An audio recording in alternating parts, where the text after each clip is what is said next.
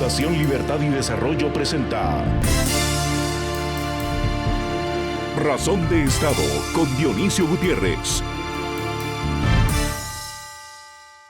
Una noche, en una ciudad cualquiera del mundo, un joven llamado Martín cerró la pantalla de su computadora y se quedó mirando la ventana. Afuera llovía. Dentro, el mundo parecía arder. Había visto imágenes de Ucrania, ciudades convertidas en polvo por la ambición de un hombre que confundió la historia con su propiedad. Había leído sobre el interminable laberinto del Medio Oriente, donde cada tregua parece apenas el descanso de una tragedia que se prepara para volver. Había escuchado discursos de líderes intoxicados de poder, hombres con mapas antiguos en la cabeza y ejércitos modernos en las manos. Y como tantos jóvenes, Martín no sabía si estaba entrando en la vida o en una tormenta. Tenía estudios, talento y energía, pero no certezas. La vivienda era cara, el trabajo frágil y la tecnología prometía reemplazarlo antes de darle una oportunidad. Veía a los políticos ofrecer soluciones que duraban exactamente lo mismo que una campaña electoral. Aquella noche, Martín bajó a la calle, caminó sin rumbo hasta encontrar una pequeña panadería todavía abierta. Detrás del mostrador había una mujer mayor amasando pan con las manos cubiertas de harina. «Parece que todo va mal», dijo él. «Todo no», respondió la señora. «Muchas cosas van mal, no es lo mismo». «¿Y cuál es la diferencia?», dijo Martín. Ella señaló la masa y respondió: «Cuando muchas cosas están mal, uno empieza por lo que tiene delante». Martín se quedó observando. La panadera no podía detener guerras ni corregir economías, pero abría cada madrugada, daba empleo a 2 personas, fiaba pan a un vecino sin trabajo y enseñaba el oficio a una muchacha inmigrante. Su resistencia no tenía banderas, consistía en no permitir que el desorden del mundo entrara en su pequeño territorio. Ahí estaba la esperanza como disciplina. Esperar no era imaginar que los tiranos se volverían prudentes, que las élites abandonarían de pronto su miopía o que los mercados repartirían automáticamente oportunidades. Esperar era negarse a concederle al miedo la última palabra. La historia humana nunca avanzó en línea recta. Dio pasos luminosos y retrocesos brutales. Produjo libertades después de tiranías, reconstruyó ciudades sobre ruinas y convirtió antiguas condenas en derechos. Nada de eso ocurrió porque el mundo fuera bondadoso, sino porque millones de personas, muchas veces anónimas, se negaron a aceptar que la barbarie era inevitable. Al salir de la panadería, seguía lloviendo. Martín llevaba un pan caliente bajo el brazo. Ucrania seguía invadida.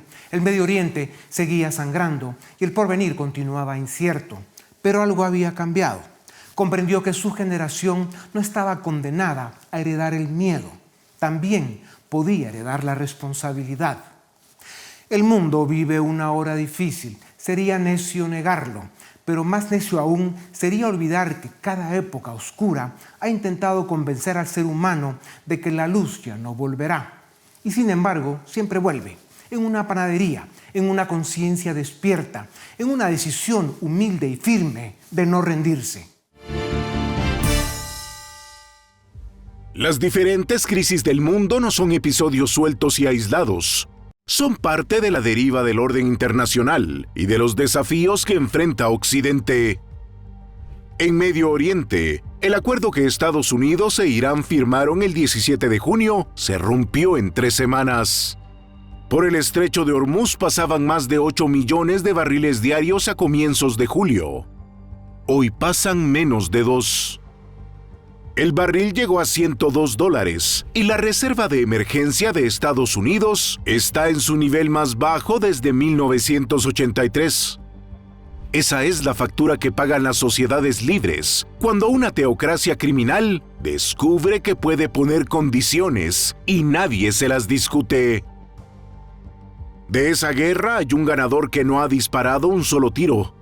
China lleva años preparándose y con la mayor reserva de petróleo del mundo, pudo dejar de comprar 4 millones de barriles diarios.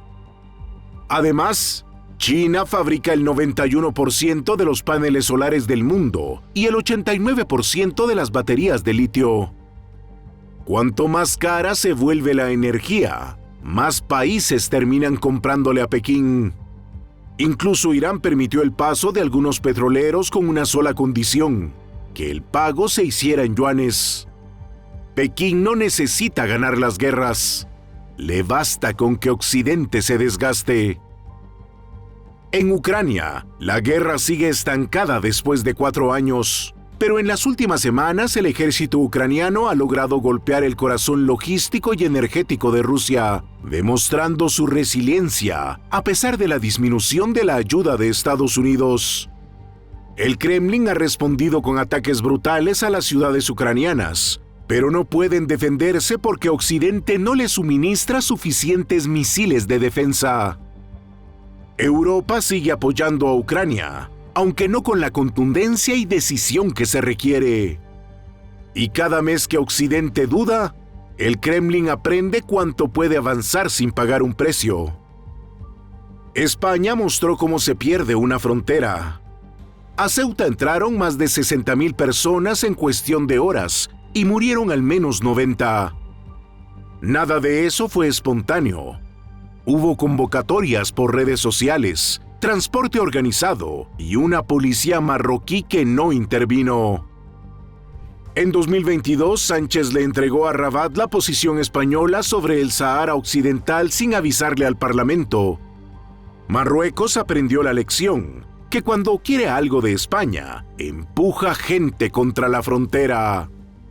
Un gobierno que no defiende su frontera está renunciando a gobernar. Pero un capítulo preocupante es el latinoamericano. China cambió de método en América Latina. Ya no construye infraestructura, sino instala cámaras y sistemas de vigilancia. Más de 27,000 en Río de Janeiro, 1,000 de reconocimiento facial en Ciudad Juárez y sistemas de vigilancia en al menos 35 ciudades latinoamericanas. En Ecuador, el Sistema Nacional de Emergencia se pagó con un crédito chino de 240 millones garantizado con petróleo, 72,000 barriles diarios. No sirvió de nada, pues los homicidios pasaron de 1,000 en 2016 a más de 4,800 en 2022. Y hoy el país no puede quitárselo de encima. Occidente no está perdiendo influencia por falta de poder, sino por falta de convicción en los valores que alguna vez le hicieron próspero. Los países occidentales aún superan en tecnología, armas y niveles de vida al eje chino, ruso, iraní, pero sin firmeza y unión no podrán enfrentar el serio desafío que tienen por delante. El mundo atraviesa una etapa en la que los acuerdos duran menos que las amenazas. Las guerras regionales alteran el comercio global y las potencias ponen a prueba la voluntad de Occidente. La cobarde y criminal invasión rusa a Ucrania, el conflicto entre Estados Unidos e Irán, los juegos chinos, la presión sobre las rutas marítimas, el desgaste de las democracias y tanto político inútil y demagogo revelan un sistema internacional más frágil de lo que parecía. Para conversar sobre los riesgos, los errores y el margen que queda para corregirlos, tengo el privilegio de presentarles a Pedro Trujillo, especialista en análisis estratégico, seguridad y defensa. Es director en Ciencia Política y Gobierno, máster en Relaciones Internacionales, catedrático universitario y periodista. Doctor Trujillo, bienvenido a Razón de Estado. El 17 de junio, Estados Unidos e Irán firmaron un memorando que anunciaba el fin permanente de la guerra. Menos de 3 semanas después, los ataques se reanudaron. ¿Qué valor tiene un acuerdo internacional cuando una de las partes lo utiliza únicamente para ganar tiempo? Ninguno, y es porque los dos actores, tanto Irán como Estados Unidos, personalizados en quienes presiden dichos estados, pues carecen de credibilidad por estos vaivenes de ida y vuelta. Los tratados internacionales, el pacta sunt servanda, es decir, los pactos se cumplen de buena fe y se cumplen después de los acuerdos, parece que aquí no sirve. Y es evidente que cada vez que el señor firma algo o el gobierno iraní dice que se ha firmado o asumido, no sirve para nada. ¿Qué genera eso? Incertidumbre. Y lo peor que hay en un ámbito internacional es precisamente la incertidumbre. ¿Para qué sirven? para nada, para crear unas falsas expectativas en muchos estados y no poner los pies en el suelo. Omán propuso una administración conjunta del Estrecho de Hormuz, sin peajes obligatorios, similar al modelo del Estrecho de Malaca. Irán la rechazó y exige controlar el tráfico entrante. ¿Estamos ante una disputa marítima o ante un intento de extorsionar al comercio mundial? Bueno, yo creo que aquí está claro, esto es una extorsión absoluta de Irán, pero es que Irán ha entendido que yendo por esa línea consigue doblegar en cierta medida la voluntad norteamericana. No es lo mismo manejar, defender, cerrar o controlar un estrecho que uno tiene a 30 kilómetros de sus centros neurálgicos a otro que está a 14.000, en los que los medios tecnológicos y los efectivos militares cuesta llevarlo. Entonces, esto es un chantaje absoluto. Pero bueno, así es el régimen iraní y así lo ha sido. ¿Sabes cuál es el problema? Que no todo el mundo lo ve así, y eso es preocupante. Irán atacó una base estadounidense en Jordania cuando parecía abrirse una nueva negociación. ¿Fue un error de cálculo de Teherán o la conclusión de que Washington no está dispuesto a responder hasta las últimas consecuencias? Bueno, yo creo que Irán lo que está buscando son incluir en el conflicto a otros países que evidentemente generen una presión contra Washington. Lo vemos en Yemen, los hutíes, lo vemos en Jordania y lo vemos en otros países que han sido afectados, bombardeados, amenazados o cualquier acción disuasiva por parte de Irán. ¿Cuál creo yo que es la filosofía iraní en relación con todo esto? Bueno, extender el conflicto real, ficticio, sentido, percibido o amenazado en varios países, de manera que la presión sobre Estados Unidos no venga exclusivamente de Irán, sino de todos estos países que fuercen un poco al señor o al gobierno de los Estados Unidos a negociar en la línea que Irán quiere. Eso es un chantaje claro, pero vamos a decir que es un medio utilizado en esta guerra híbrida y asimétrica por parte del gobierno iraní. Por cierto, doctor Trujillo, la Reserva Estratégica estadounidense se encuentra en su nivel más bajo desde 1983, después de liberar más de 100 millones de barriles desde marzo. ¿Cuánto tiempo puede sostenerse un conflicto prolongado consumiendo reservas diseñadas para una emergencia internacional? Bueno, esa es una excelente pregunta de cálculo de capacidad de resistencia. Están prácticamente al 50%, 300 y algo de 700 que tiene normalmente la reserva, pero el problema es reponerla. Es decir, no solo se ha quedado reducida, sino que aunque mañana se termine el conflicto, reponerla no es cuestión de un mes, sino que reponerla lleva mucho tiempo.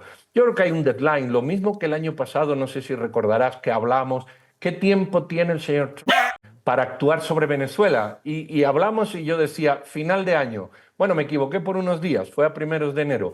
Aquí hay un deadline. ¿Cuál es el tiempo tope? Las elecciones de medio año. Quien resista hasta las elecciones de medio año con la bandera ganadora, pues de alguna manera triunfará. Lo de triunfará entre comillas porque hay muchos costos. Y quien no lo soporte será el perdedor y derrotado de esta confrontación. Y hablando de costos, el seguro de un barco que atraviesa la zona pasó del 0.25% al 12% de su valor, mientras el trayecto hacia Asia casi se duplicó. ¿Qué consecuencias tendrá para la economía mundial que una ruta comercial esencial se convierta en una operación de alto riesgo? Bueno, lo estamos viendo en los países, la mayor parte de los países, o muchos de ellos. El tema del combustible ya les ha afectado. Evidentemente, sobra explicar que esto es una cadena en la que el barco que paga esas cantidades o tarda un tiempo y encarece el combustible, luego se traslada hasta el pan, la patata, el tomate, el traslado, en fin, cualquier cosa. ¿Hasta dónde? Esa es una excelente pregunta. Pero hay otra pregunta que me atrevo a lanzar aquí sin responder. ¿Qué van a hacer los gobiernos mundiales a la vista de que esto es algo que viene o que presumiblemente puede venir? Porque la subvención soluciona un mes o dos o tres.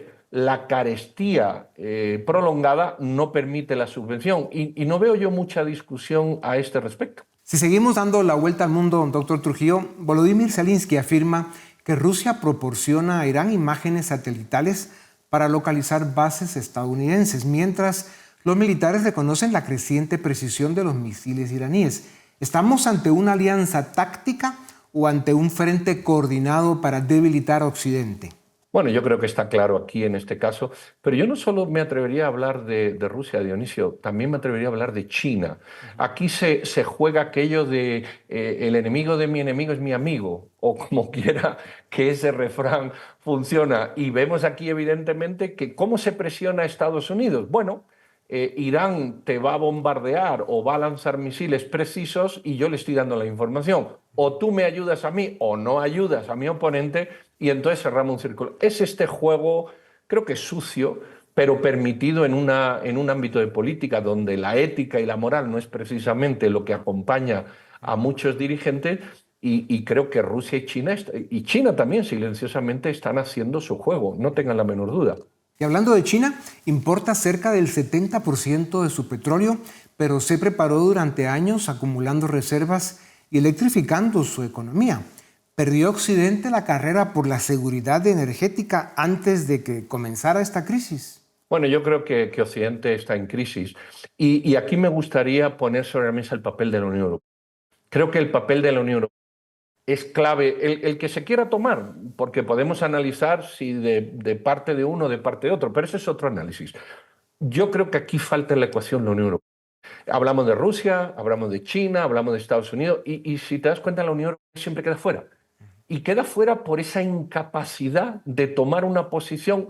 Yo sé cuál tomaría yo, pero eso no es importante. Lo importante es que no hay un liderazgo en la Unión Europea que posicione una política común para el lado que sea y entonces podríamos hacer un mejor análisis del mundo. Mientras la Unión Europea quede ausente por falta de liderazgo y por falta de tener las cosas claras de estos problemas, bueno, nos va como nos va. Tres grandes que juegan y un cuarto que es más grande que muchos de ellos, ausente del discurso de una manera voluntaria. Si nos vamos ahora para España, más de 60.000 personas entraron en Ceuta en pocas horas. La evidencia y las denuncias apuntan la complicidad y la incompetencia del gobierno populista y de izquierda rancia.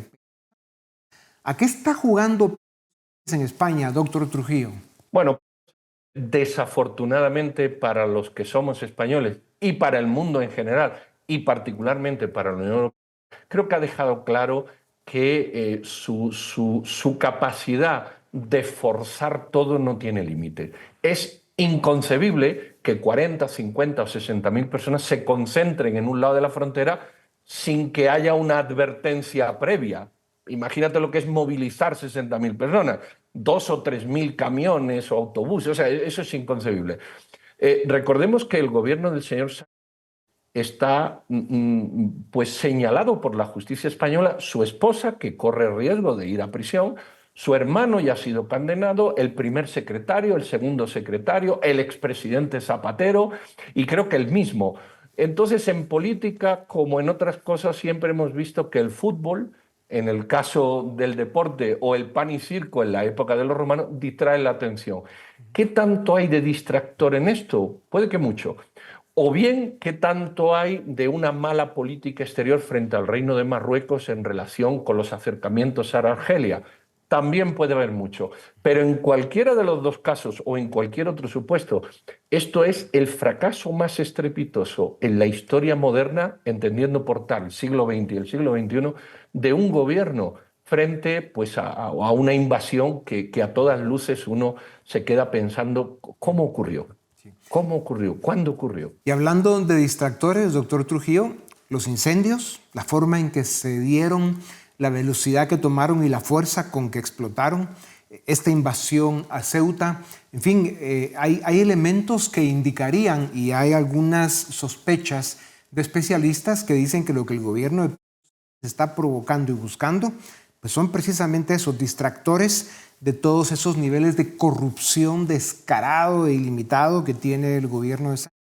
Desafortunadamente es difícil abordar este tema sin que un un improperio surja de la boca, porque es difícil hacer un análisis medianamente racional de algo tan delincuencial. Y creo que hay que ponerle o enfermo psicológico, es decir, o hay una sensación psicológica de unos personajes que actúan y el ciudadano dice, es que esto no lo habíamos visto, o hay toda una delincuencia organizada detrás, como los propios jueces han dicho. La mitad de los incendios, por no decir las 3/4 partes, son provocados y sin embargo están ahí.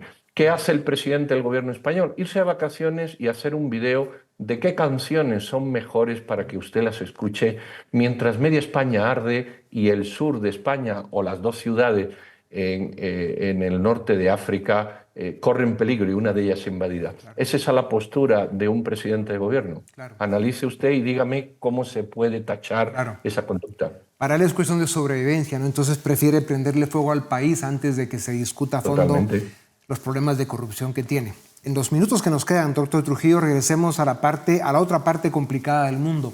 Se ha informado del envío a Irán de cientos de lanzadores portátiles de misiles antiaéreos fabricados en China.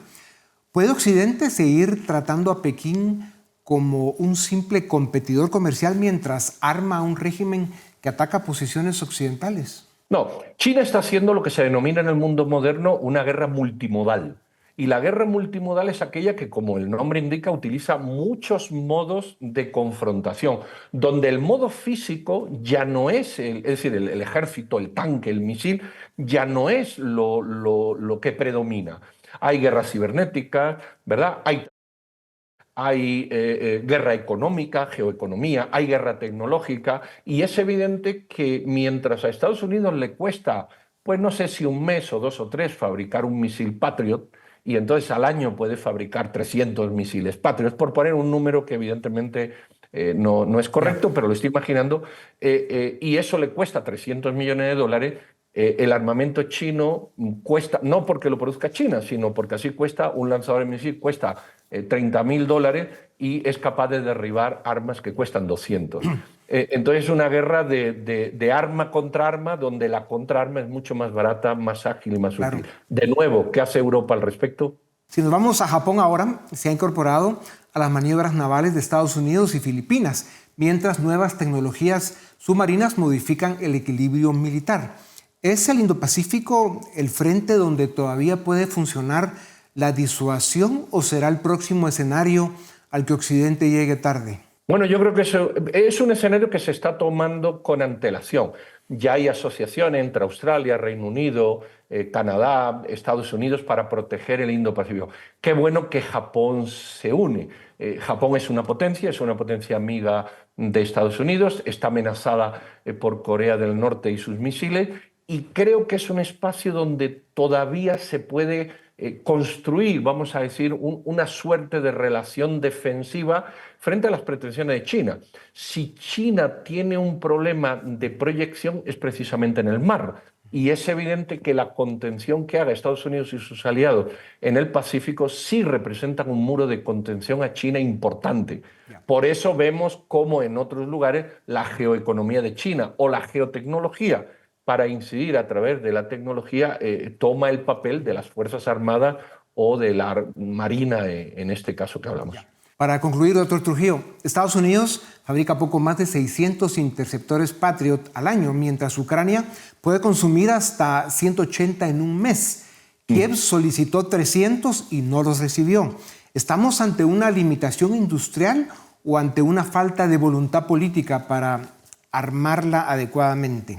Yo creo que desafortunadamente estamos frente a una limitación industrial, una falta de capacidad de producir, porque no vivimos en guerra, es decir, no es una industria volcada a la guerra, sino son empresas que fabrican medios militares de una manera natural. Creo que no existe esa capacidad y evidentemente es lo que también se está viendo en Irán, que empiezan a faltar medios. Y en octubre, noviembre es el deadline de toda esta discusión. ¿Van a durar hasta ahí? Esa es la pregunta.